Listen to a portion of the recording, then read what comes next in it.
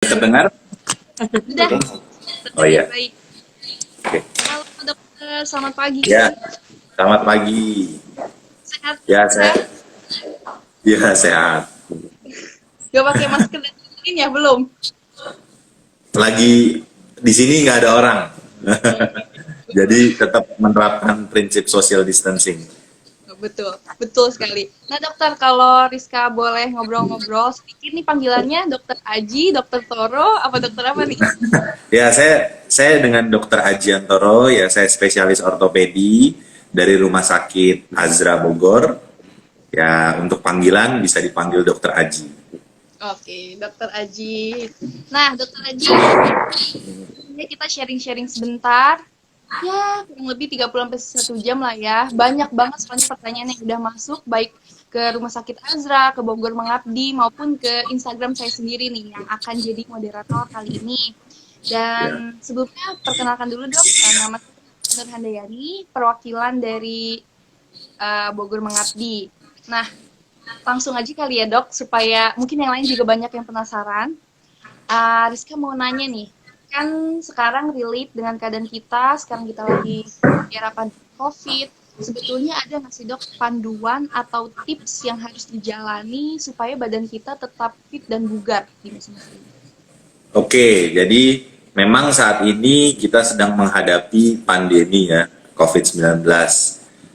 Di mana memang penularan virus dari COVID-19 ini cukup berat ya di Indonesia, di Bogor, dimanapun juga. Tetapi kembali lagi kita harus tetap mengatur pola hidup sehat kita dengan berbagai macam cara.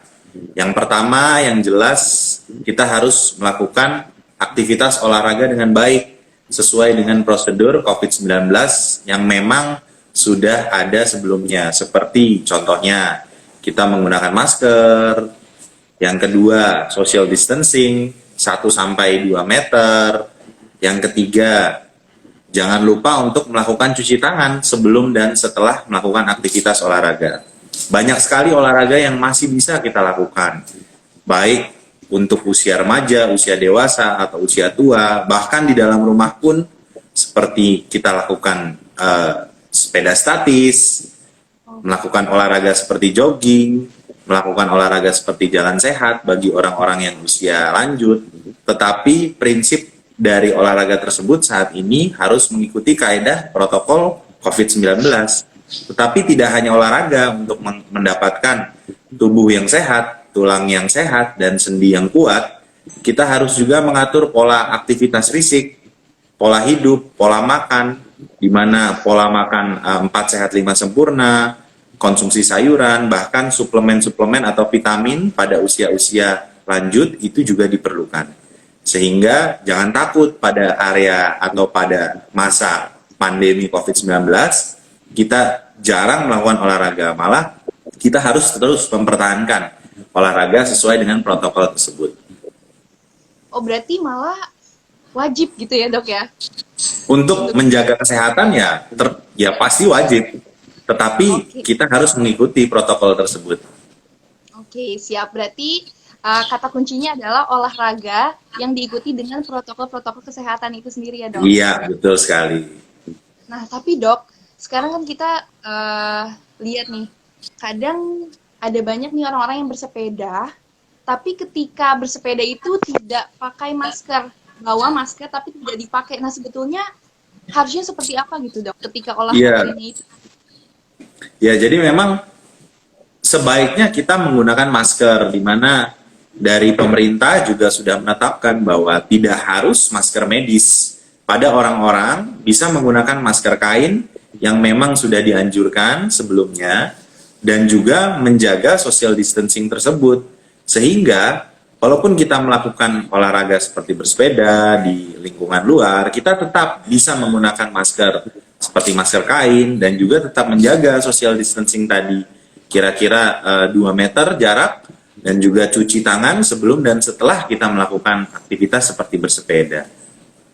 Oke, berarti teman-teman, kalian diperbolehkan nih untuk ketika mau bersepeda pakai masker aja nggak masalah ya, Dok ya? Iya. selain itu tadi membahas terkait olahraga juga, Rizka penasaran. Kan ada beberapa olahraga, misalnya kayak basket, bola, itu yang harus satu tim, grup. Nah, Iya. kalau itu gimana, Dok? Kalau saran dari Dok? Nah, untuk olahraga-olahraga tertentu, permainan, nah ini memang menjadi kendala dari pandemi COVID-19.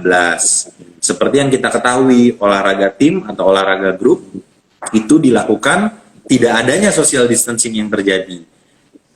Karena itulah anjuran olahraga yang saat ini dilakukan adalah olahraga-olahraga yang memang bisa menerapkan social distancing seperti tadi yang dikatakan bersepeda, jogging, seperti berlari atau di dalam rumah pun seperti melakukan sepeda statis, seperti kita melakukan skipping, seperti melakukan aktivitas seperti kita melakukan push up, sit up bagi orang-orang remaja atau dewasa itu yang lebih dianjurkan ketimbang kita melakukan olahraga permainan seperti basket, sepak bola dan lain-lain. Tetapi pada kenyataannya saat ini terdapat juga protokol kesehatan bila kita melakukan olahraga-olahraga games seperti basket, sepak bola. Tapi protokol itu harus dilakukan secara tepat dan rutin sehingga terciptalah kesehatan bagi grup-grup antara basket dan bola tersebut yang akan mencegah penularan dari virus COVID-19 ini. Gitu. Oh. Nah, berarti sebetulnya kalau untuk orang kayak kita gitu ya, Dok, yang bukan profesi, tidak dianjurkan untuk melakukan olahraga tim seperti itu, karena kan kita nggak tahu Betul. lawan kita uh, ada atau gejalanya atau enggak gitu ya, nggak bisa Betul. kita pastikan. Tapi kalau untuk orang-orang memang berprofesi di situ sudah pasti dipastikan terkait kesehatannya, lalu Iya. juga udah pasti melalui tahap-tahap tertentu gitu ya, Dok. Betul sekali Mbak Rizka. Nah, baik. Nah, selanjutnya ini nih, Dok. Rizka mau tanya lagi. Kalau membahas terkait cedera, antara cedera olahraga dan sakit yang kita lakukan ketika olahraga tuh ada perbedaan nggak sih? Atau misalnya cedera tuh hanya di bagian-bagian tertentu aja? Jadi untuk membicarakan terkait dengan cedera olahraga itu banyak sekali. Cedera olahraga itu bisa disebabkan karena suatu trauma atau kecelakaan saat melakukan olahraga, di mana tidak hanya akibat jatuh, tetapi adanya gerakan-gerakan pada bagian tubuh yang mengalami cedera itu juga bisa menyebabkan gejala-gejala cedera olahraga. Sehingga saya harus menjelaskan, cedera olahraga itu bisa mengenai tidak hanya pada sendi atau jaringan lunak di dalam tubuh, tetapi juga pada tulang, di mana antara lain cedera-cedera tersebut bisa kita bagi. Yang pertama yang kita kenal sebagai benturan atau lebam. Nah, itu cedera yang paling sering ketika kita jatuh, ketika kita melakukan gerakan yang tiba-tiba tanpa pemanasan yang baik. Terkadang kita bisa mendapatkan suatu proses peradangan juga. Nah, jadi cedera-cedera yang lain adalah disebabkan karena aktivitas atau pemanasan yang tidak tepat, yang timbul suatu gejala seperti peradangan, seperti bengkak, ataupun nyeri. Nah, apa cedera yang lain? Nah, dari cedera-cedera lainnya yang paling sering dikenal dari bidang kedokteran yaitu strain dan sprain dikatakannya. Atau yang orang suka menyebutnya adalah keseleo. Nah, hal ini juga bisa disebabkan karena peregangan otot yang terlalu berlebihan, bahkan terjadinya robekan pada otot atau jaringan lunak sekitarnya. Bahkan ada juga cedera yang sangat berat, yaitu seperti pergeseran dari sendi ataupun patah tulang. Dan biasanya cedera-cedera berat ini bisa disebabkan karena high impact atau high contact dari olahraga tersebut. Seperti itu, jadi berbagai macam cedera olahraga bisa terjadi. Nah, berarti yang paling sering kita temui lebam pun termasuk gitu sebetulnya. Ya, seperti benturan, kita jatuh, atau yang menghasilkan suatu lebam. Nah, itu juga bisa menyebabkan gangguan atau nyeri yang terjadi.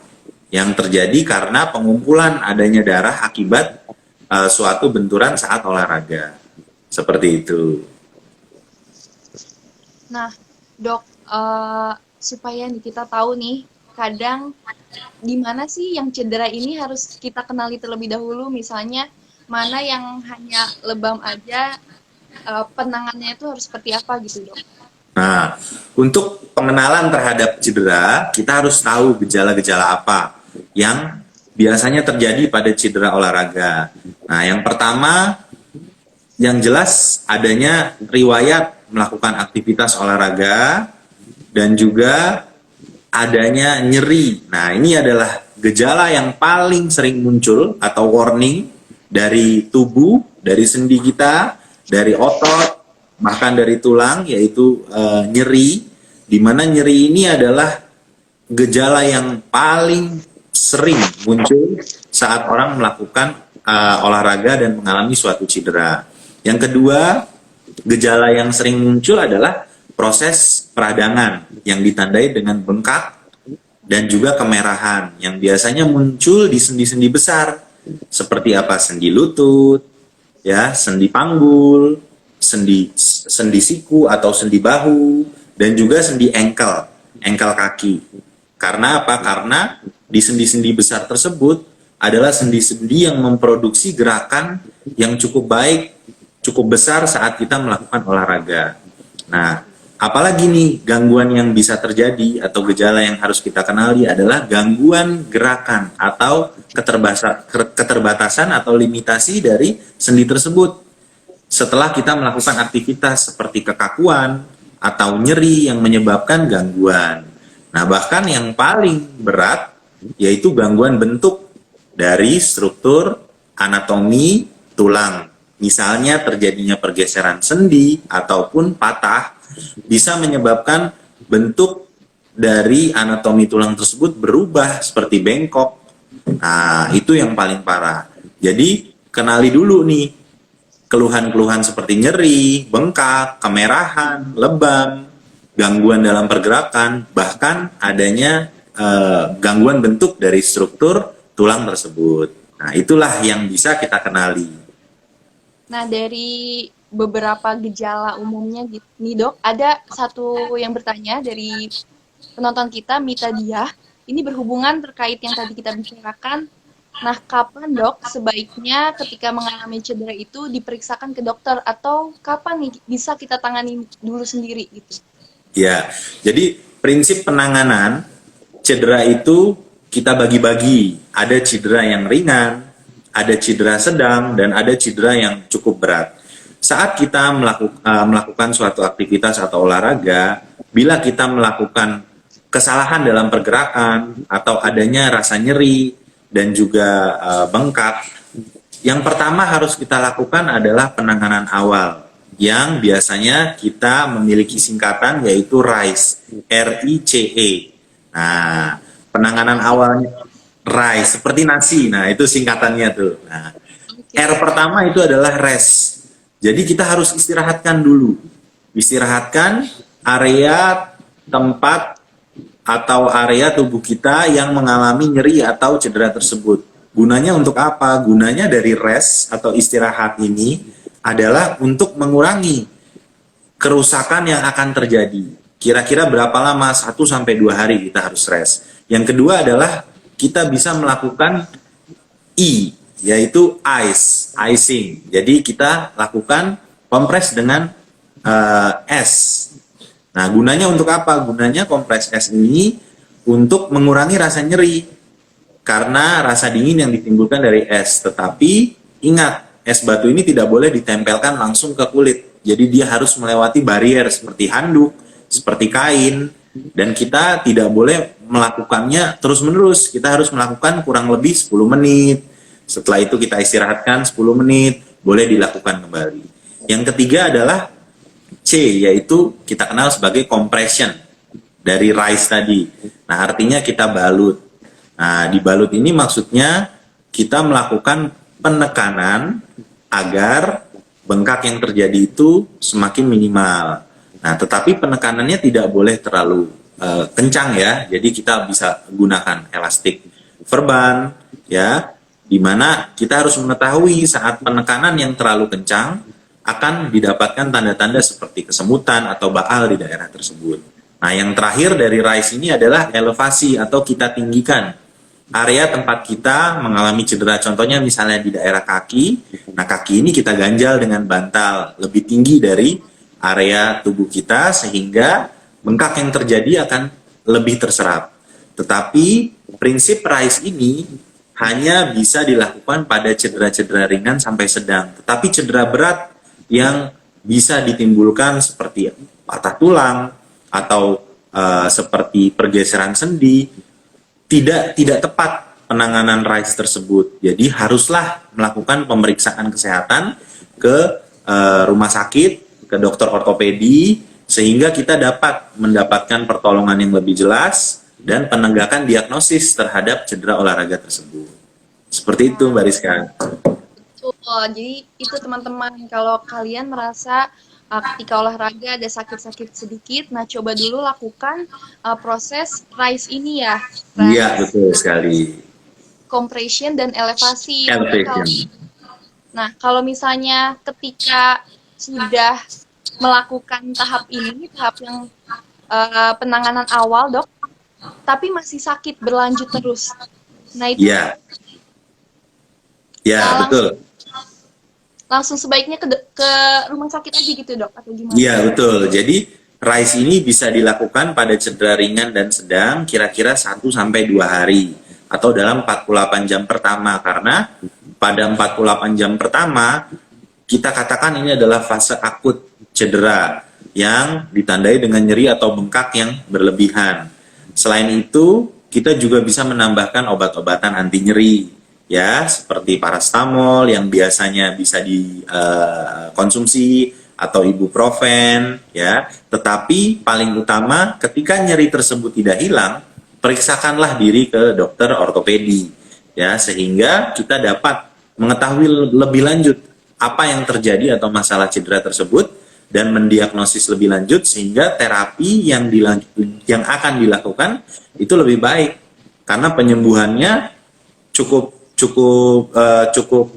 penyembuhan dalam cedera olahraga itu tidak sesimpel itu. Jadi dia cukup kompleks. Karena itulah dengan terapi yang akurat dan terapi yang teratur, kompleks, penyembuhan yang terjadi itu bisa lebih baik.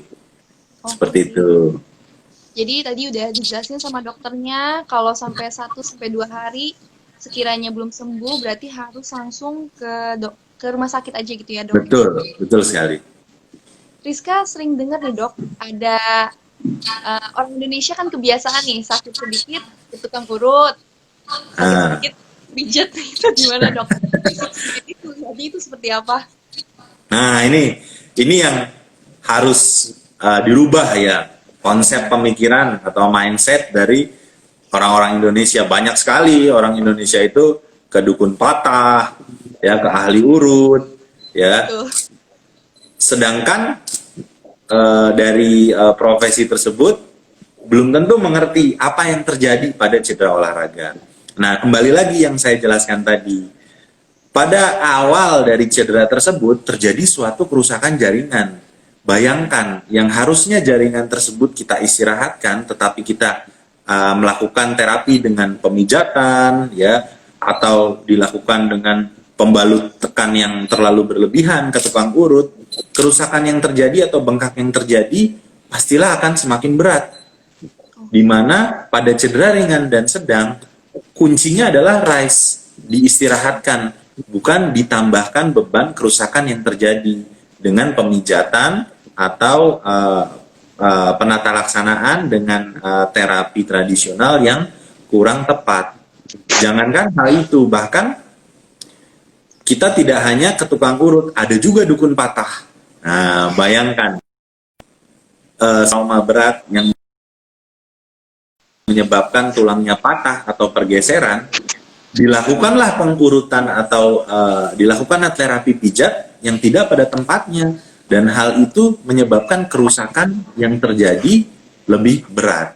Nah, banyak sekali saat ini pasien-pasien yang datang dengan kondisi patah atau pergeseran dari sendi setelah sudah ke tukang urut 4 hari, 5 hari, bahkan ada yang berbulan-bulan Nah, di mana hal itu akan menyebabkan kerusakan yang terjadi semakin berat, tulang yang patah pun tidak akan menyambung dengan baik, sehingga terapi yang akan dilakukan lebih berat lagi. Iya, jadi karena itu dianjurkan pada cedera ringan dan sedang kita lakukan RICE, malah diistirahatkan. Pada cedera yang lebih berat dengan gangguan struktur atau bentuk, periksakanlah ke dokter ortopedis secepatnya sehingga diagnosis dan terapi yang dilakukan bisa lebih tepat dan terarah. Seperti itu. Nah, berarti tadi dari penjelasan dokter, teman-teman juga udah bisa dengar semua pola pikir kita nih yang harus diubah nih sedikit demi sedikit. Yeah. Misalkan ketika ada nyeri-nyeri sedikit, boleh kita lakukan RICE terlebih dahulu. Namun kalau sudah ada tidak menunjukkan perubahan yang lebih baik, rasanya memang harus langsung ke dokter aja gitu ya dok ya. Iya, betul sekali. Kira-kira dok, kan Rizka sendiri juga dulu pernah nih ngalamin abis workout karena udah lama gak olahraga, lalu sekalinya olahraga mulai sakit-sakit sedikit. Nah kalau Betul. kayak gitu, harus diistirahatkan dulu baru nanti olahraga lagi, atau ada beberapa orang yang bilang kayak ya udah lanjutin aja gitu, katanya tetap lakukan, nanti ototnya terbiasa dengan sendirinya. Nah kalau kayak gitu gimana dok pendapatnya? Nah, ini cerita mengenai fase pemulihan. Kalau untuk ini, ya, ketika Bariska mengalami suatu namanya cedera. Jadi, memang pada keadaan atau seperti Bariska yang jarang melakukan olahraga, setelah itu melakukan olahraga secara tiba-tiba atau mendadak, rasa nyeri itu sering sekali muncul, khususnya yang kita sebut sebagai peregangan otot yang berlebihan. Oleh karena itu, pemanasan dari Bariska yang dilakukan itu harus tepat dan harus cukup baik awalnya. Nah, kapan kita melakukan olahraga kembali? Nah, ini ada namanya fase pemulihan dari cedera olahraga, yaitu cedera ringan atau sedang yang berkaitan dengan otot dan jaringan lunak. Di mana kita bagi menjadi fase awal, fase tengah, dan fase lanjut.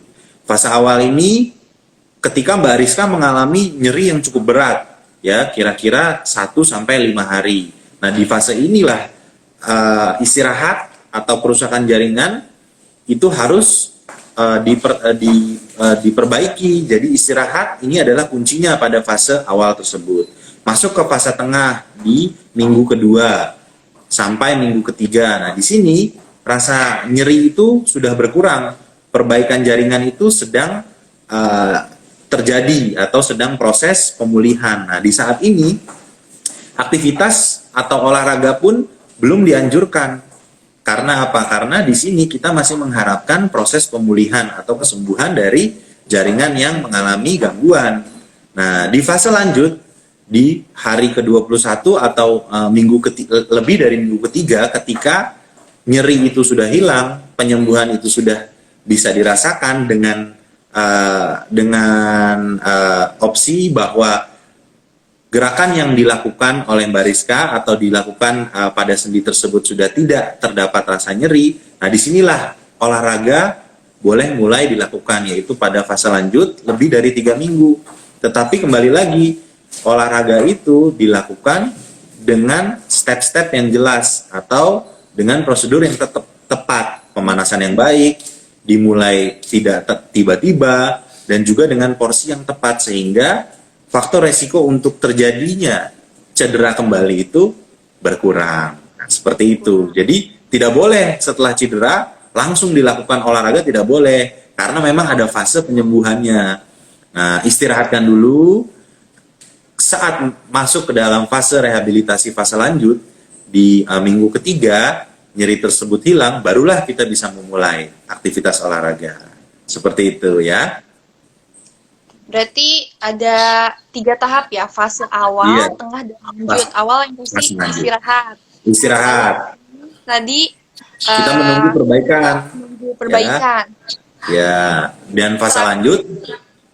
Ya, Baru kita boleh nyoba olahraga lagi, Iya. tapi dengan pemanasan dan aturan-aturan yang tepat gitu ya dok ya. Iya, betul. Nah, baik dok.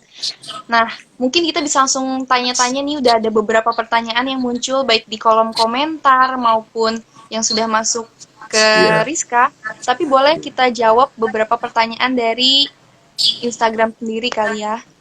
Iya. Ada nih yang paling dekat aja nih. Dok, naik sepeda itu sehat buat tulang katanya gitu. Ya, jadi, nah ini dia nih. Sepeda itu adalah suatu olahraga yang memang dianjurkan. Karena apa? Karena tidak hanya tulang, tetapi dengan bersepeda, sendi-sendi itu dapat bergerak dengan baik. Khususnya saat kita melakukan aktivitas bersepeda, yaitu sendi pada lutut, sendi pada panggul, sendi pada engkel.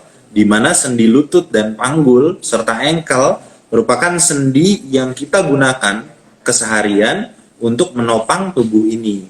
Sehingga produksi cairan di dalam sendi dengan sepeda itu sangat baik, yang menghasilkan kesehatan sendi yang optimal. Khususnya sepeda ini dianjurkan pada usia-usia lansia atau usia tua di atas 55 tahun. Karena apa? Karena di usia tersebut olahraga ini yang dianjurkan adalah olahraga yang ringan sampai sedang. Karena beban tubuh yang sudah biasanya berat badan meningkat, yang kedua terjadinya proses penuaan atau osteoporosis, sehingga olahraga yang dianjurkan olahraga yang tidak berat atau bukan high contact activity sport. Jadi sepeda, khususnya sepeda statis pada orang usia tua itu sangat dianjurkan karena gerakan sendi yang dihasilkan menghasilkan suatu kesehatan pada sendi dan tulang kita. Seperti itu. Berarti kalau misalnya ditanya sepeda itu sehat, sehat dong ya gitu ya. Sehat. Apalagi untuk umur-umur yang sudah tua gitu, yang sudah lanjut Betul. usia gitu.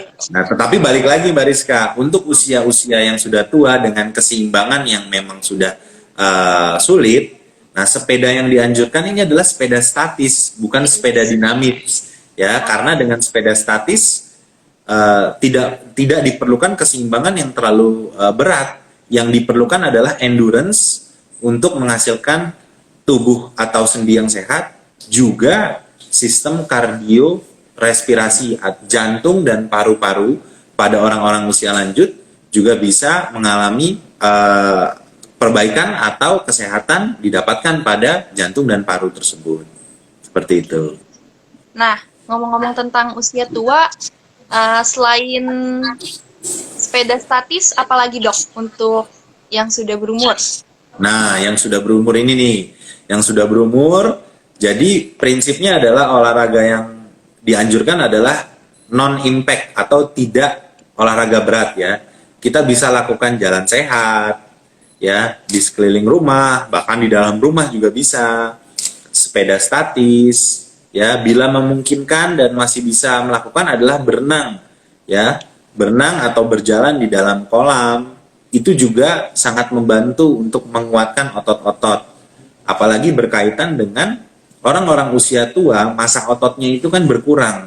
Ya, kebanyakan massa lemaknya yang meningkat, berat badannya yang naik. Nah, seperti itu. Ya, sebagian besar ya orang tua ya. Nah, karena itu olahraga seperti sepeda statis, ya, jalan sehat, aerobik tetapi yang tidak dengan gerakan yang berlebihan, berenang atau berjalan di kolam, itu adalah berbagai macam olahraga yang bisa dilakukan karena kita tidak hanya ingin mendapatkan kesehatan tulang dan sendi, tetapi dengan olahraga tersebut kita ingin memperbaiki kapasitas atau fungsi dari jantung dan paru yang sangat penting pada orang-orang usia lanjut. Seperti itu. Berarti ada beberapa ya, tadi Rizka catat ada jalan sehat, sepeda statis, berenang kalau memungkinkan, atau jalan di dalam kolam air ya. Ya. Dan juga senam ya, senam sehat. Senam sehat. Senam ibu-ibu itu ya biasanya bareng-bareng ya, gitu ya.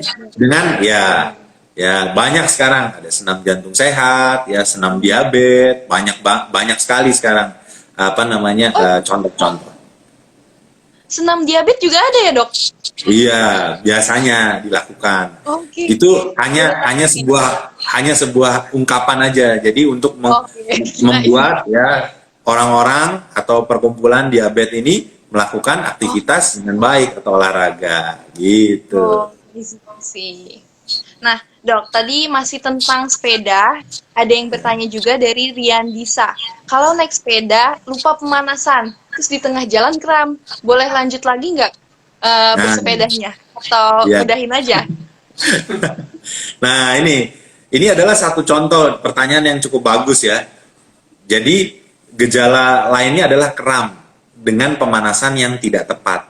Nah, hal ini disebabkan karena ototnya itu teregang.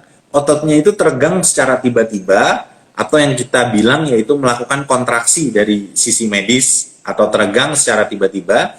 Nah, otot yang mengalami hal tersebut dia akan mengeluarkan warning yaitu berupa nyeri dan kram. Nah, untuk itu balik kembali, tidak boleh dilanjutkan. Yang jelas diistirahatkan dulu ototnya ya sehingga kerusakan jaringan yang terjadi itu berkurang. Nah, saat nanti kita sudah masuk ke dalam fase pemulihan, baru kita lakukan aktivitas kembali. Ya, jadi kuncinya, Mbak Rizka, pemanasan yang optimal dan tepat sehingga otot atau jaringan lunak di tubuh kita tidak kaget saat kita melakukan atau memulai aktivitas atau olahraga yang sedang sampai berat. Seperti itu. Oke, berarti harus istirahat dulu ya, jangan dilanjutin. Istirahat dulu. Iya. Oke. Nah, ada beberapa pertanyaan lagi nih. Banyak sih dok yang lucu-lucu, katanya mau lari takut COVID, mau berenang takut COVID, mau sepedaan mahal sepedanya katanya. Olahraga Kan nggak harus yang mahal, Mbak Rizka. Iya betul tuh. Arbitoro. Sepeda kan yang penting kita menghasilkan aktivitasnya. Jadi pola olahraganya bukan karena mahal atau merek satu atau dua sepeda yang mahal, tapi kan yang kita ambil adalah yang kita ambil adalah fungsi dari olahraganya tersebut. Nah, itu Mas Arbitoro katanya nggak harus mahal-mahal kok sepedanya gitu. Dan lari juga boleh, cuman harus pakai masker juga. Dan sendiri aja, jangan bareng sama teman-teman dulu lah kalau sekarang ya, Dok ya. Ya, lebih aman seperti itu. Nah, selain itu juga ada olahraga apa yang nggak bakal kena cedera. Olahraga yang pemanasan dulu dan pemanasannya tepat. Mas Biko, bener nggak dok? Betul sekali. Nah, 100 buat Rizka. Iya. Selain itu juga nih dok, ada beberapa pertanyaan. Tapi ini yang muncul di Instagramnya Rizka karena dia mengalami cedera. Dan ini pertanyaan dok. Gimana cara melakukan olahraga ringan pasca pemulihan cedera ACL dan LCL? Adakah gerakan atau penguatan tertentu yang dapat menguatkan kembali ligamen pasca pengobatan, suntik stem cell atau fluoroterapi?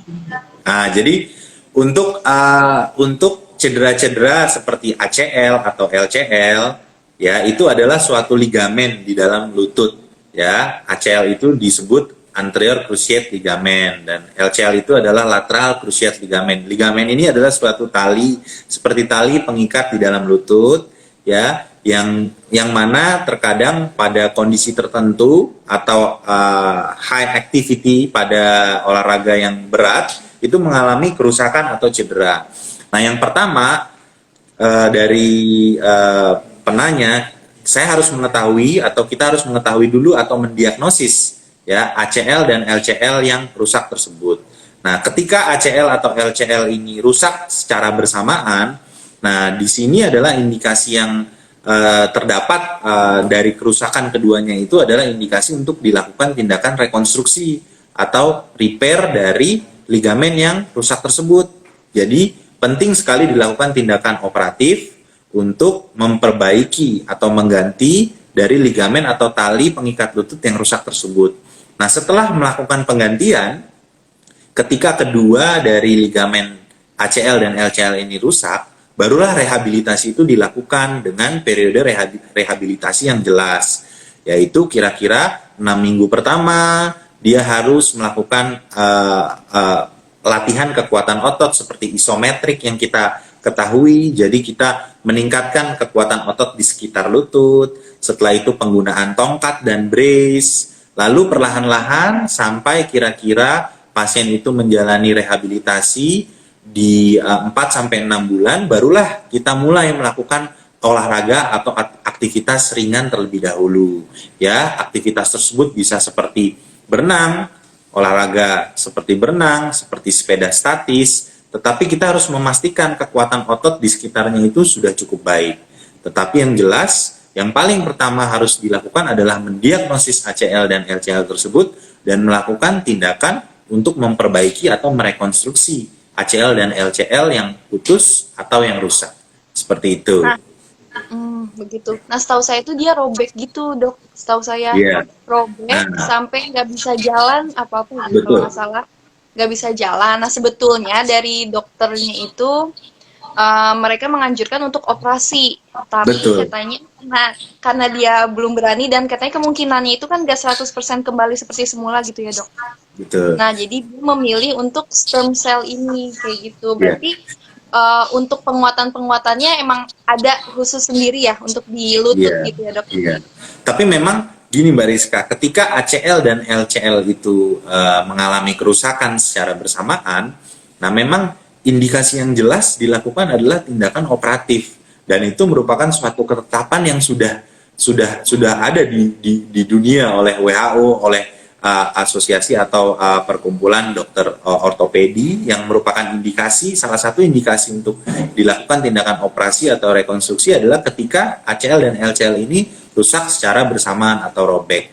Tetapi untuk kedepannya memang kita harus melihat bagaimana diagnosis atau kerusakan yang terjadi dengan pemeriksaan MRI dahulu ya pada lutut ya untuk mengetahui robeknya seperti apa.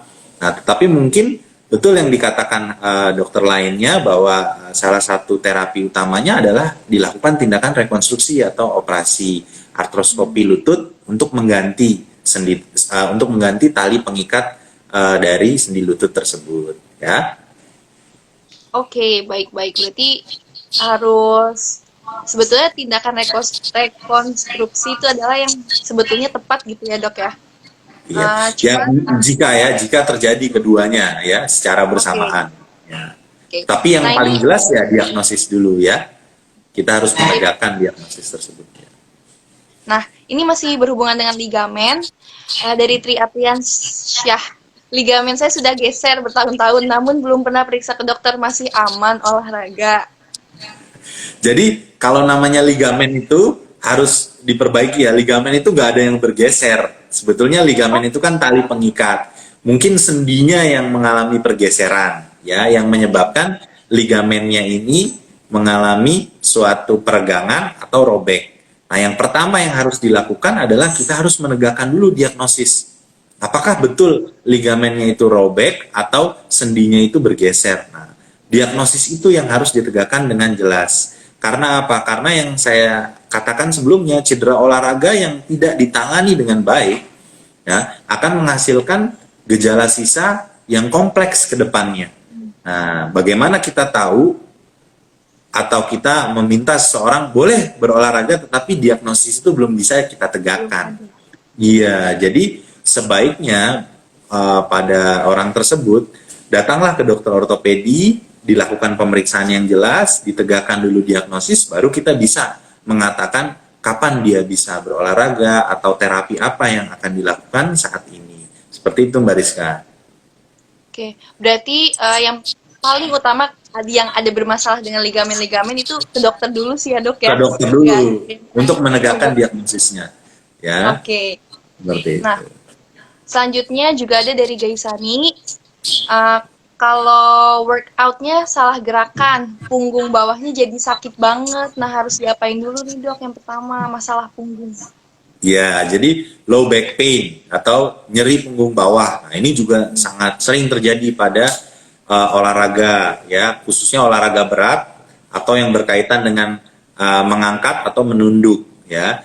Nah, yang dilakukan adalah jelas istirahat dulu, ya, jelas istirahat dulu karena sebagian besar low back pain itu diakibatkan karena muscle spasm atau yang kita kenal sebagai peregangan dari otot yang berlebihan di punggung bawah. Jadi istirahat harus dilakukan. Yang kedua, bila setelah istirahat tidak ada perubahan, ya harus diperiksakan ke dokter untuk kita ketahui apa yang terjadi.